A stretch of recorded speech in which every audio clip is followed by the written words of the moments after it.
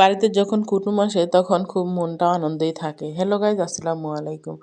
এই যে সকালে ঘুম থেকে উঠে কি কাজ করলাম তা আপনাদের সাথে বলবো।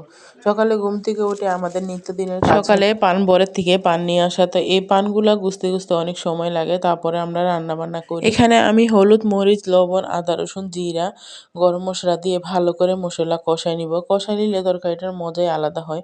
ওইখানে আমি কষানোর ভিতরে একটু ঝোল দিয়ে দিব। তো এই তো ঝোল দিয়ে ভালো করে একটু কষাচ্ছিলাম একটু পানি দিয়ে। তো তারপরে ওইখানে আলু আর টমেটো দিয়ে দিছি, যার কারণে টমেটোটা দিলে যে ব্রয়লারের একটা গন্ধ থাকে এই গন্ধটা থাকে না। আর এটা আমি যে বড় মুরগিটা নিছিলাম সেই মুরগিটা, সেটা আমি রান্না করতেছিলাম। তো এই মুরগিটার খাইতে কিন্তু অনেক স্বাদটাই অনেক সুন্দর ছিল, অনেক ভালো ছিল, স্বাদটা অনেক মজার ছিল। তার জন্যই আমি এই মুরগিটা রান্না করতেছিলাম। আর যেহেতু কুটুম আসতেছে তার জন্য তাকে তো আর ওই ভাজা পোড়া দিয়ে ভাত দেওয়া যাবে না, তার জন্য আমি মুরগি রান্না করে নিলাম।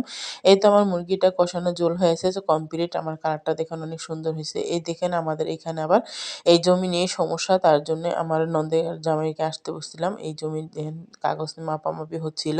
তো আমাদের বাড়ির সামনে ওনাদের বাড়ি, তো ওনারা জমি মাপতেছিল। তো দেখতেছিল যে আমাদের এখান থেকে জমি পাবে নাকি না, দেখিচ্ছে যে ঠিকই আছে মাপ, কোনো সমস্যা নেই। তাই আগে যে আমিন আসছিল উনি মাপছিল, আর এই যে এই বাড়িটা ওনারা আবার নতুন করে দিবে। তো সবাই এখানে বসে জমি মাপতেছিল, চেয়ারম্যান মেম্বার সবাই আসছিল, সব মানুষই আসছিল এখানে জমি মাপার জন্য। আর এই তো যে ঘর দিবে তার এই বাড়িটা, এই ওনার বাড়ি। আর এই যে সাদা শার্ট পরে আছে এটা আমার দুলাভাই, মানে ননদের জামাই।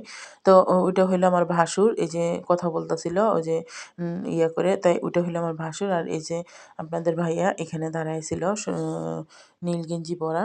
তো এই তো সবাই এখানে এক জায়গায় কথা বলতেছিল আর আমি ভিডিও করতেছিলাম। আর এটা হইলো আমার বাসুরের ছেলে, এই যে সামনে খালি ঘোরাঘুরি করতেছিল। আর এই তো পরে সবকিছু সারা করে তখন আমরা আবার পিঠা বানাইতে আসছি। যেহেতু ননদের জামাই আসছে তাকে তো পিঠা খাওয়াইতেই হবে, তার জন্য এই তো আমরা পিঠা বানাচ্ছিলাম। এখানে শখ বসেছিল, শখ বসে বসে দেখতেছিল। তো শখে জিজ্ঞেস করতেছিলাম তুমি আজকে কি দিয়ে পিঠা খাবে, তো ও বলতেছিল মুরগির মাংস, হাঁসের মাংস খেতে চায় না, আর আমারও ভালো লাগে না, গন্ধ লাগে হাঁসের মাংস খেতে।